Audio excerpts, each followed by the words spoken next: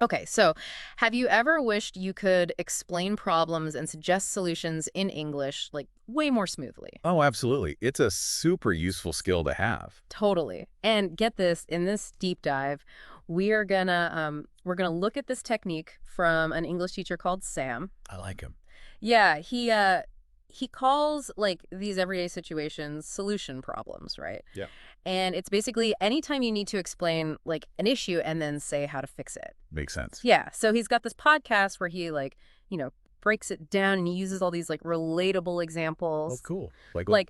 like dealing with, when your internet's like super slow Ugh, yeah, the worst. or like when your phone battery just dies way too fast. Oh, yeah, that's a classic solution problem. Right, or even just like getting stuck in traffic forever. Ugh, I feel that. I bet you've hit a few solution problems today. Oh, definitely. Probably Uh, more than I even realize. Yeah, so what I found really interesting is that Sam, he kind of boils it all down to this like really concise three-step formula. Oh, And yeah. he claims that it not only like makes your message clearer, but it can actually make you sound more fluent when you speak. That's a bold claim. But I'm intrigued. Right. So like break it down for me. What are the magic three steps? Okay, so step one is just identifying the problem.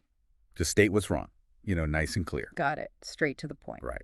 Then you got to explain why this problem actually matters. Okay, so like what are the consequences? Why should anyone care? Exactly. You're basically making the case for why a solution is even needed in the first place. Okay, so you can't just jump to the solution without like setting the stage, Yeah, right? got to lay that groundwork. So then the third step is where you bring in your solution, how to fix the problem. Hmm. It kind of creates this logical flow, and it makes your whole, argument stronger. Make So to give you a real example, Sam uses this scenario of slow internet. So he starts by saying the problem, right?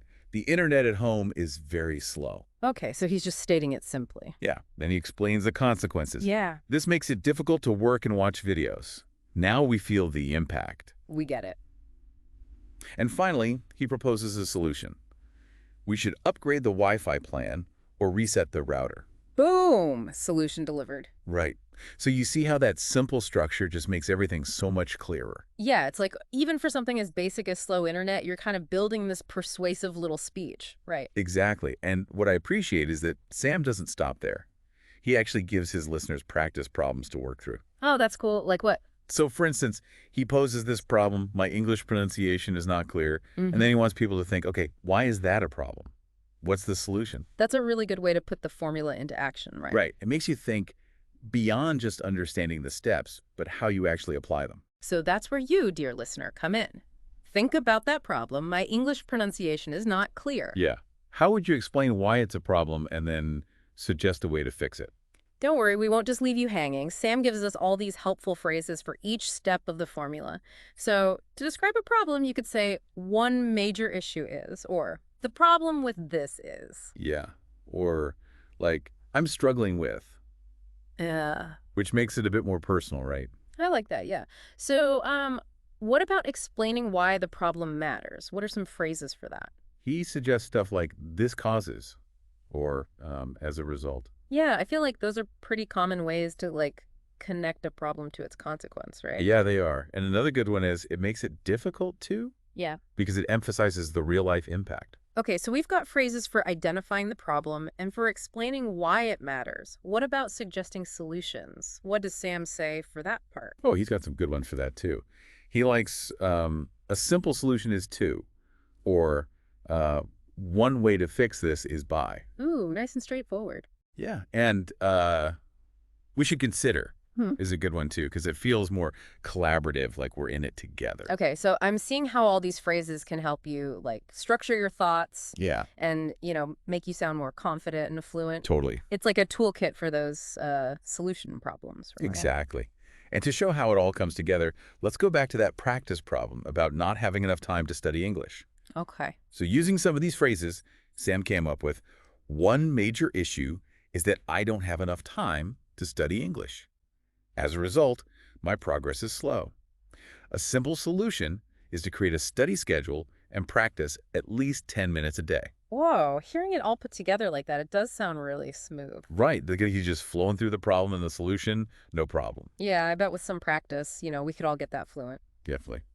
Speaking of real life situations, Sam also gives an example of using this in like a business setting. Imagine you're in a meeting and the manager's like, team communication is poor. What do we do?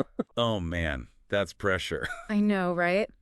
But Sam, he's got this. He says, one major issue is that we don't have clear guidelines. This causes misunderstandings. A simple solution is to set up weekly meetings and use a shared document for updates. Okay, that's a good answer. Right. I'm noticing how he identifies the root cause there. No guidelines. Yeah, he gets to the heart of it. And then he proposes something really practical. Yeah, he does. It's a solid plan. So, okay, in this first part of our deep dive, we've explored Sam's three-step formula. Yeah, we've got the steps down, We've looked at some really useful phrases. a whole bunch of them. And we even saw how to use them in different situations. We did. And we've given you, our listener, a chance to start thinking about how you tackle a problem using this formula. It's all about putting it into practice. Right. But there's even more to discover. I'm hooked. What else can we learn from Sam's approach? You know, one thing that I find really interesting about Sam's method is that it kind of goes beyond just, like, English phrases. Oh, interesting. It's like it connects to broader communication ideas, I see what you mean. It's about, like, how to really get someone to see your point. Yeah, like how to be persuasive. Right. Exactly. Because think about it. When you clearly state the problem, Yeah. you explain why it matters, and then, boom, you offer that solution. It's a recipe for success. It's like a mini argument that's hard to argue with. I love that mini argument. And, it taps into the power of framing, like how you present things. Framing, okay. And that emotional connection. Yeah. Because, like, when someone really gets why a problem matters to them, They're going to be way more open to your solution. exactly. So Sam's formula isn't just about, like, sounding fluent. It's about becoming a better communicator overall. Ooh, that's a good point. I like that. And, remember all those handy phrases he gave us? Yeah, yeah. We can look at those through that persuasion lens, too. Oh, okay. So they're not just random phrases. Not at all. They're chosen to make your message stronger. I'm curious. Give me an example. Like, how does that work? Okay, let's take one major issue is Okay. it emphasizes how urgent and important the problem is, right? Yeah. Bam! It grabs their attention. This is something you got to listen to. It's like you're setting off an alarm bell. Exactly. And then you've got phrases like, as a result. Yeah. That's all about showing the consequences. Oh, yeah. Okay, this is the negative impact if you don't fix it.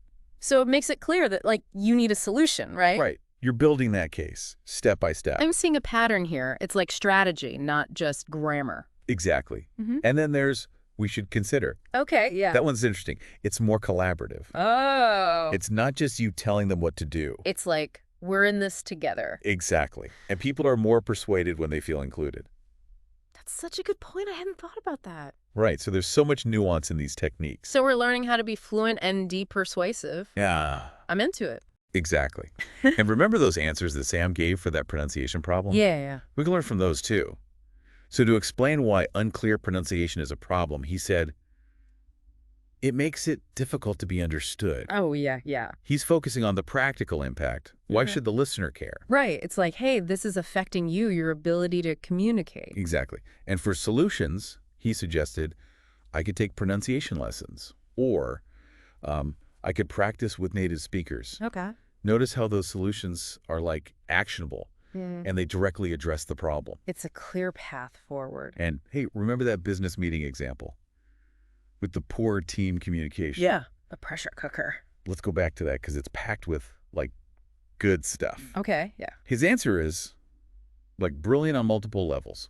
First, he nails the root cause, right? One major issue is that we don't have clear communication guidelines.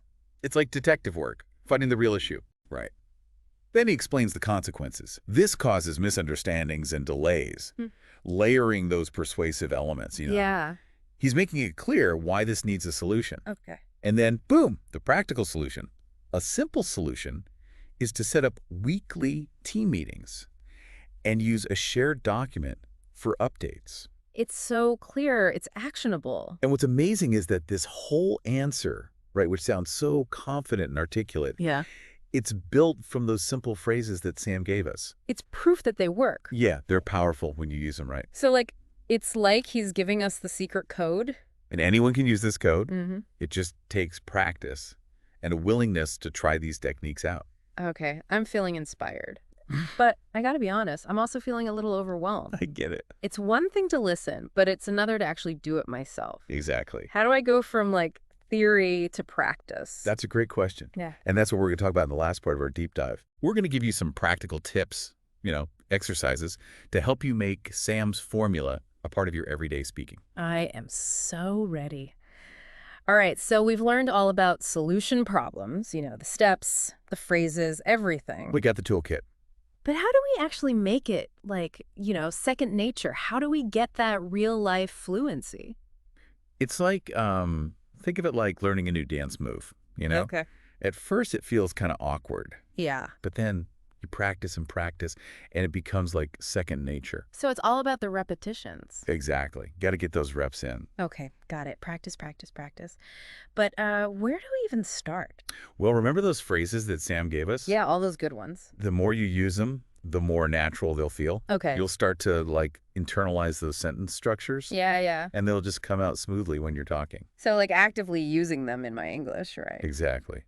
And, don't be afraid to make mistakes. That's part of the process. Mistakes are okay. Mistakes just mean you're learning.